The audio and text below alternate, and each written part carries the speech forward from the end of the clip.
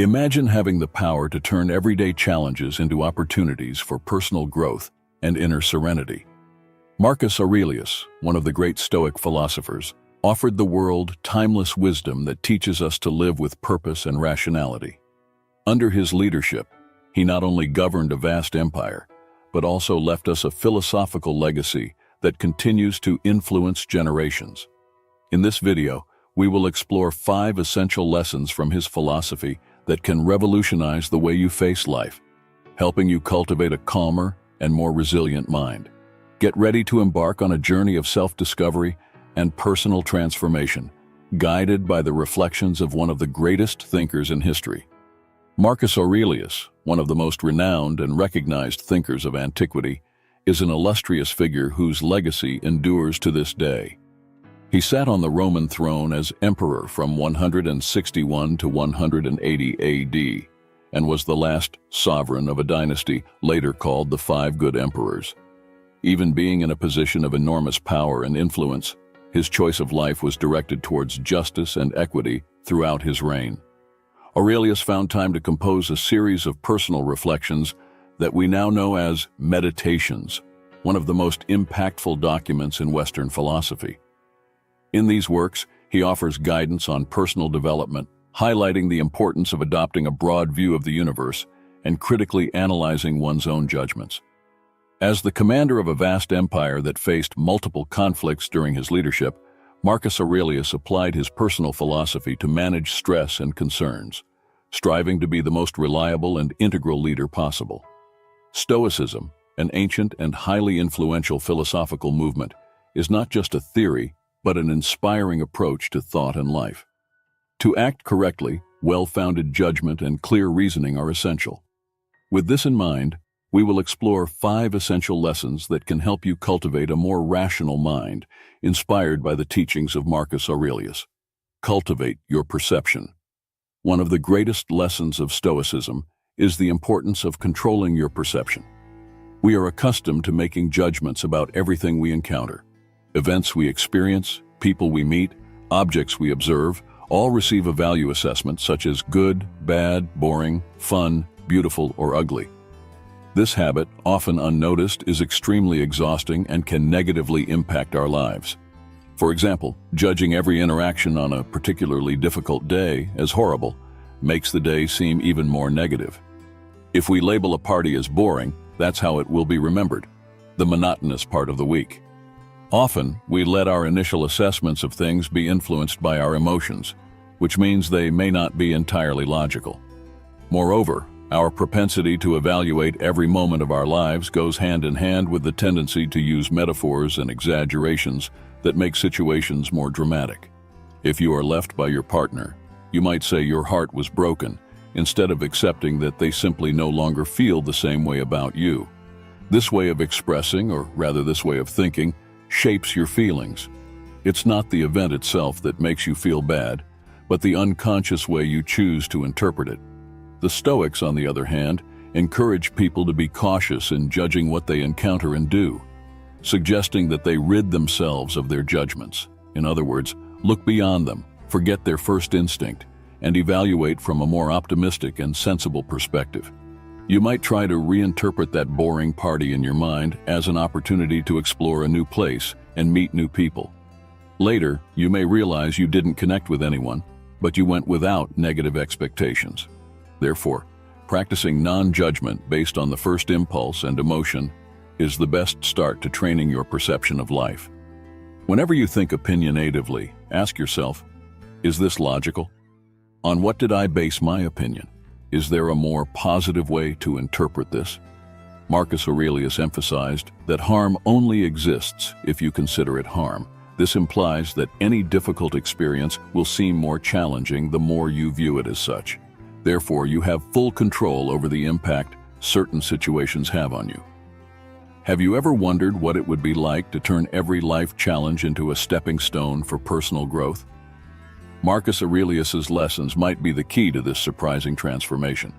Before proceeding, don't forget to subscribe to our channel and leave your like for more transformative content like this. And, to receive a special heart, comment below. I embrace challenges and grow with them. Let's go together on this journey of self-discovery and transformation. Throughout history, the Stoics have promoted the idea that every setback can become an opportunity for personal growth or the common good. This is known as the practice of turning the obstacle upside down. For example, when a new work colleague, still in the learning phase, negatively impacts a company's financial results, it's natural to feel frustrated. This employee may seem like a hindrance to achieving efficiency and profit goals. However, this situation also presents itself as a development opportunity. It's a chance to cultivate patience, improve your mentoring skills, learn to integrate new team members, and handle high-pressure situations. All these competencies will be valuable in the future and contribute to increased profits in the long run. Marcus Aurelius wisely noted, "The impediment to action advances action. What stands in the way becomes the way." Thus, instead of analyzing everything with exaggeration, adopt the practice of observing things objectively, and you will find that life is simpler and clearer than you imagined. Every situation can be interpreted positively or negatively. By adjusting your mindset to focus on the positive side, you will find that situations don't bother you as much as before, and you will be able to face life's challenges more easily. Developing the ability to control your emotions is a fundamental lesson taught by Marcus Aurelius. He advises us not to let emotions dominate the mind's commands. Avoid being hypocritical, selfish, or irritable. Acting under the influence of emotions is often seen as the opposite of rational action, and rightly so. Nothing clouds our judgment more than our own emotions. Therefore, if you wish to maintain clarity of thought, a crucial skill to develop is the ability to manage your emotions. According to Marcus Aurelius, anger is an emotion that often harms us more than it benefits. Contrary to popular belief, controlling your emotions does not mean suppressing them. When you experience intense anger after a betrayal, you cannot control it simply by denying its existence or pretending everything is fine. The anger will persist, regardless of how much you try to hide it. From the Stoic perspective, the control of emotions, such as anger, is achieved through redirection. When you feel angry, ask yourself, how can I channel this anger? Yelling at the person who hurt you might seem tempting, but will it truly lessen your pain or improve your situation? Will it help the person who hurt you to grow? Essentially, reflect on your intentions and ask if they are beneficial. If not, seek constructive ways to express your emotions. Perhaps a calm conversation with the person who hurt you, explaining your feelings and seeking to understand their perspective, would be more effective. Other alternatives include writing in a journal, exercising, playing video games, or any other activity that can help release your anger healthily. Imagine, for example, restlessness or fear. You can't simply erase them, but you can direct them towards something more productive. Instead of letting anxiety paralyze you, you can use it as a stimulus to act, acknowledging its presence all the way. Imagine you are very apprehensive about asking your boss for a raise. Many people see this apprehension as a reason not to act and end up letting it stop them from taking action due to their fears. Others, on the other hand, manage to move forward and see their anxiety as something that needs to be discarded and ignored. However, neither of these scenarios is necessarily true. Instead, fear can be manifested healthily and even released constructively. For example, this fear makes you think of all the possible negative outcomes, which can lead you to consider all the possible questions your boss might ask, all the counter-arguments you might hear. With this, you can adequately prepare for each situation and create a strategy for each imaginable scenario. But more importantly, fear offers a positive motivation to move forward, challenge yourself, and grow as an individual, proving to yourself that you can take this step, not despite the fear, but in part because of it. And in this context, you can keep awareness of anxiety all the time and think about how amazing it is that you are trying. Even when you can easily redirect intense emotions, you will become a serene person, regardless of what happens, and your emotions will never hinder your ability to reason clearly and make sensible decisions. The control of your emotions is fundamental to a calmer mind. Practice the dialectic of control. In Marcus Aurelius's words, you have command over your mind, not external events. Recognize this, and you will find strength. The dialectic of control is the distinction between what we can control and what we cannot. For example, the weather, traffic problems, or what people think of you are beyond your control. But how you dress, what time you leave, and the kind of people you associate with, that you can control.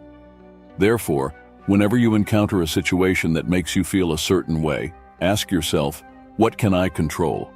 Everything you can control is a reason to act. What you cannot control, you must learn to accept and embrace without letting it affect you. Learning to distinguish these two things and act accordingly can clear your mind instantly. A fundamental concept in the dialectic of control is amor fati, or in other words, love of fate. By embracing life and all its nuances, you fill yourself with gratitude for existence. There is no escaping fate or controlling what is beyond our reach. However, you can choose to love your journey, regardless of the obstacles. Imagine you weren't selected for a job you've wanted for years. Initially, this might seem like a dead end. You wanted the position, tried, and didn't get it. It may seem impossible to love fate in such a situation. However, this is a misconception. Instead of seeing not achieving your goal as entirely negative, use it to take positive action. If the reason for not getting the job was your own fault, that's something that can be worked on and improved. You can enhance those areas and try again when a similar opportunity arises in the future. If, on the other hand, the reason was something external, like nepotism or incompatibility with someone on the hiring team, then it was never under your control, and that means the opportunity was never real, with no reason to be upset about something that never truly existed. Accepting fate also means moving away from predetermined outcomes and external metrics of success. Suppose you want to be a writer, for example, and measure your success by the number of books sold. That would be allowing success to be dictated by the current volatile literary market. But if you choose to measure your success by the satisfaction you feel with the final product or the dedication you put into the work, then you are in control of your own definition of success. Therefore, in every way, it is essential that you do everything within your reach to try to achieve your goals, but always keep in mind that you may not reach them and accept this possibility in advance. If we focus only on what we can control and commit to accepting what is beyond our reach exactly as it is, we will find serenity, no matter what the future holds for us. Additionally, it's interesting to note that often, the challenges we face provide us with opportunities for growth and self-discovery. For instance, not getting that dream job might open doors to other experiences you might never have considered, but which can be equally rewarding. Ultimately, amor fati teaches us that life is a continuous flow of experiences, and each one, good or bad, contributes to building our most authentic and resilient self. Virtues are essential pillars for a fulfilling life. Marcus Aurelius, one of the great Stoic philosophers, reminds us, dig deep within yourself, for there is a wellspring of goodness always ready to flow if you keep digging. Virtue means excellence of character, or simply morally correct behavior. This behavior not only benefits you and those around you, but also contributes to the greater good. The Stoics held the view of an interconnected universe, where everything and everyone is connected in some way. Thus, within Stoicism, what favors the common good ends up being beneficial for you as well. This is why the Stoics were convinced that the most rational people were those committed to the common good, that is, those who acted virtuously. According to the Stoics, not acting virtuously is a consequence of ignorance. When life leads you down unexpected paths, virtues serve as a compass, guiding your actions and keeping you steady. Therefore, the most virtuous people tend to be the most serene and relaxed. To achieve virtue, it is essential to keep in mind the four principal virtues of Stoicism: wisdom, justice, courage, and temperance. Wisdom for the Stoics is the ability to discern what is good, bad, neutral, or intermediate. Instead of being overwhelmed by emotions, it's crucial to think clearly and logically about what would be the morally correct action when faced with difficult choices. Wisdom allows this clarity of thought. Next, justice. Guided by wisdom, justice involves doing what is right and fair, both for others and ourselves. Historically, it is seen as an obligation to ourselves, our fellow humans, and society as a whole. The third virtue, courage, involves the ability to act even in the face of fear, doing what is necessary or beneficial, even when success is uncertain. Courage is not the absence of fear, desire, or anxiety. On the contrary, it is the choice to act and move forward despite these emotions. These virtues are not just distant philosophical concepts. They are practical tools that can be applied in our daily lives to help us navigate an often uncertain and challenging world. For example, wisdom allows us to assess situations clearly, while justice guides us to treat others equitably. Courage gives us the strength to face challenges, and temperance helps us maintain balance in our actions and decisions. Together, these virtues form the foundation of a strong and resilient character, capable of facing adversities with grace and serenity.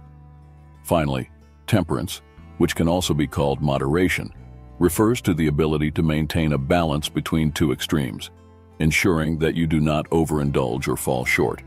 In everyday life, temperance often manifests as self-control or discipline.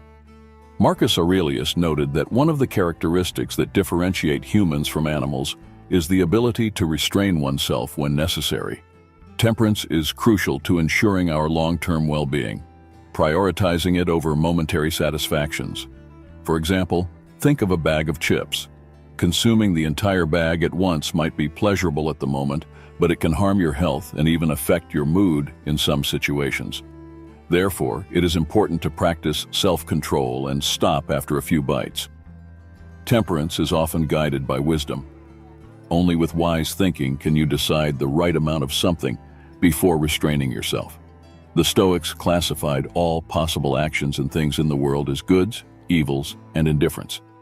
It was essential to seek the good, avoid the evil, and deal with the indifference according to your preference. Evil is created when one acts against these virtues. For example, by stealing from someone, disrespecting others, acting recklessly or cowardly, or causing harm to someone, you are participating in evil. Participating in good means acting in accordance with these virtues, avoiding these harmful actions. Even in indifferent actions, like a simple walk, these rules of life not only make you a better person, but also more tranquil. When you act in accordance with virtues, you are always guided by good and act rationally. According to the Stoics, this behavior promotes a tranquil mind. It's important to always keep in mind the bigger picture. Marcus Aurelius, in one of his reflections, reminds us, as Plato beautifully put it, whenever you want to talk about people, it is better to have a bird's-eye view and see everything. Taking a moment to consider the bigger picture is essential for freeing the mind. In our routine, we are constantly in the midst of a multitude of situations. Each problem can seem monumental. For example, when you are in the middle of a small crowd, it may seem that the entire city is full, but taking a few steps to the side will show otherwise. Therefore, when we distance ourselves and contemplate the whole of our lives in the world, we realize how small our individual experiences are, and how much more there is beyond our subjective gaze. Reflecting on the vastness of the universe and the interconnectedness of everything can help us put everyday challenges into perspective and find peace in moments of turbulence. When we understand that we are part of something much larger than ourselves, we can gain a new perspective on our problems and a greater appreciation for the small things in life. This broader view can guide us to a more balanced and harmonious life. It's common for many people to forget that their experiences and opinions are not the only things that should matter, even to themselves.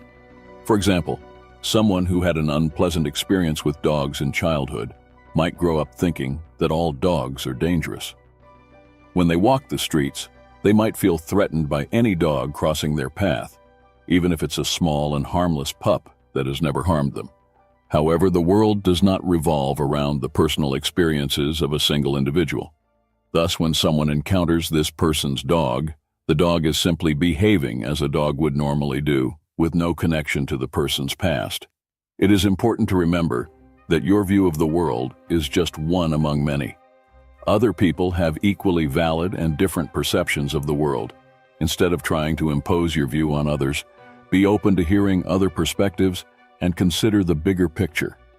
What you consider important may not hold the same relevance for everyone, and what is true for you may not be true for everyone. Therefore, it is crucial to always adopt a broad view and consider the world beyond yourself. When you incorporate these lessons and practice Stoic philosophy in your daily life, you will notice a significant improvement in the way you think and make decisions. You will learn to sharpen your perception, control your emotions, understand the dialectic of control, keep virtues in mind, and always consider the bigger picture. This will not only contribute to a more tranquil mind, but also to a more meaningful and rewarding life. Marcus Aurelius wisely said, "You have power over your mind, not external events. Realize this, and you will find strength. And with this strength, you will be able to face any challenge life presents to you." Therefore, remember these lessons and start applying them in your life today. Moreover, it's interesting to observe that by adopting this perspective, you also open yourself to a world of possibilities and learning. Each interaction becomes an opportunity for growth, each challenge a chance for personal improvement. By accepting that your view is just one part of a larger picture, you become more compassionate and flexible, allowing yourself to live more harmoniously and balanced. This attitude not only benefits you, but also enriches the connections you establish with others, promoting an environment of mutual respect and understanding. Thank you very much for accompanying us to the end of this inspiring video about Marcus Aurelius's valuable lessons. If you've made it this far, leave a comment with "to the end" to show that you are a persistent, dedicated, and audacious person seeking financial freedom and success. I will be delighted to know who is truly committed to this journey, and as a sign of gratitude, I will leave a heart on your comment. Oh, and before you go, remember to subscribe to the channel and leave your like so you don't miss any of our future content. On the screen, there are 2 special video recommendations I prepared for you. Choose one and dive even deeper into these enriching learnings. See you in the next video.